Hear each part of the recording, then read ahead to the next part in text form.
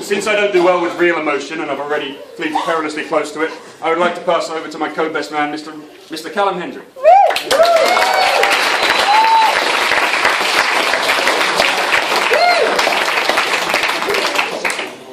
Thank you, Goose. Now, as Goose has already mentioned, it was actually quite hard writing the speech. No one has really had a bad word to say about Tim. Really. If only they had, then perhaps we would have had more embarrassing stories for this speech. I remember him saying that all he ever wanted to do was put a smile on the face of anyone he met, whether that was a friend in crisis or just the person in the co-op who looked a bit down and looked like they could do with some cheering up. I've never met anyone who exudes positivity on such a grand scale. When others are in times of need, he's always a rock of support who can be relied upon to restore a smile to the face. There is one exception though, and that is actually himself. As his career has developed over the years, there have been several times of crises he has faced himself. It is a week until the doors open to the first showing of his play, and he's yet to write that crucial final scene. The important penultimate scene, and also quite often the tricky opening scene. He has yet to build the set by hand. His cast are under rehearsed and all infected with leprosy or some such illness. And he's actually forgotten to tell anyone that he's writing a play in the first place. During such weeks he becomes an insomniac, crippled with fear and paranoia, and his mood can only be described as insufferable. Cheers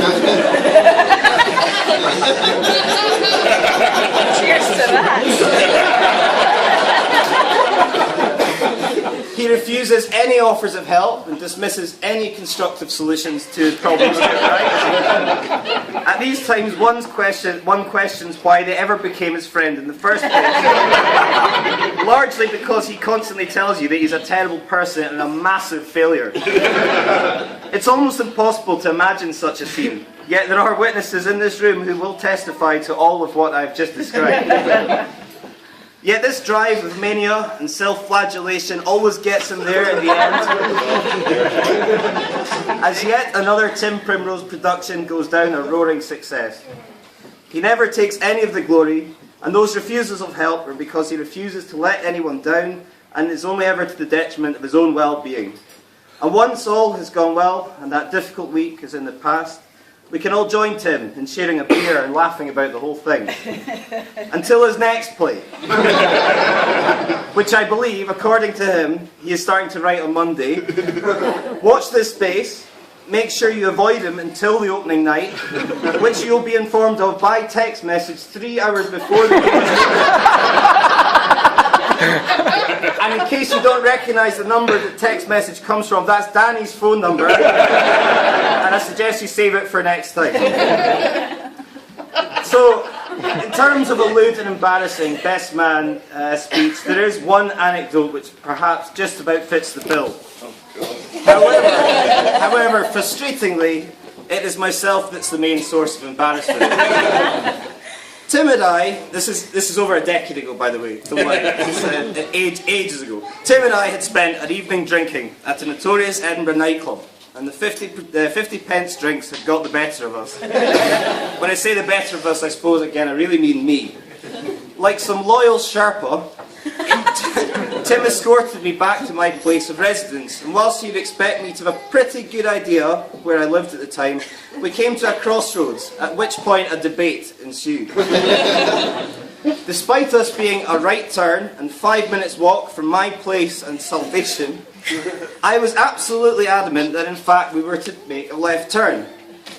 Tim tried reasoning with me in every way that we needed to take the right turn. However, he just couldn't break down my stubborn resistance. Imagine that, eh?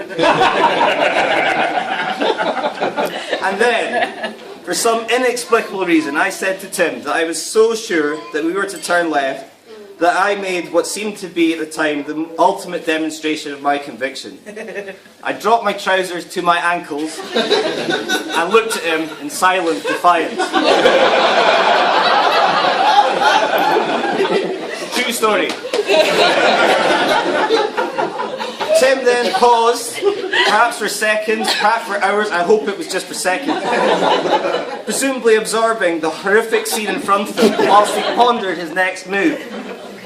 But then from somewhere came divine inspiration, that there was only one way he could get through to his inebriated fool of a friend. Tim too dropped his trousers in a counter move to display the belief in his own convictions. One can only imagine the scene as two young men stared at each other, arms crossed, underwear well in view for any passing bystanders to see, in one of Edinburgh's classiest residential areas. This standoff lasted a few seconds until we both pulled up our trousers. I then stormed off shaking my head. But then, after a few paces, I was overcome with what I believe alcoholics call a moment of clarity. And all I said was, Tim, I'm so sorry. Please take me home. Now, I suppose this episode says a lot more about me than it does about Tim. But what I take from this is that Tim is the sort of guy who, when the going gets tough, when the chips are down, when all else around you are losing their heads, when desperate times call for the most desperate of measures, sometimes you've just got to drop those trousers in order to save the day. Tim is the sort of guy who will undo that belt and pull those trousers right down to his ankles, disregarding social convention, his own safety, or the sheer ridiculousness of what is going on. And for that, Tim, I and we are forever grateful. So, to sum up, he has been my longest standing friend, and I am lucky that he remains so. Tim Primrose is a credit to all his family and friends, and we are lucky to have enjoyed his company over the years. I should have married him myself, but Dani got there first.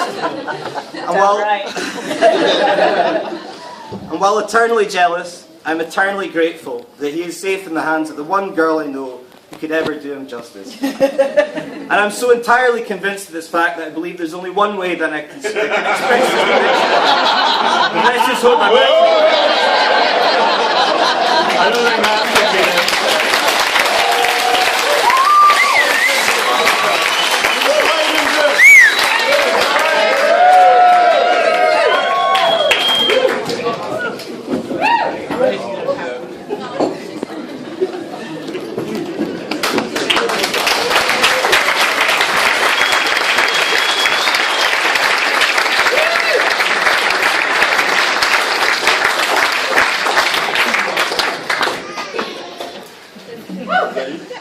yeah, we're done. pudding and cheese. Right, we'll go first.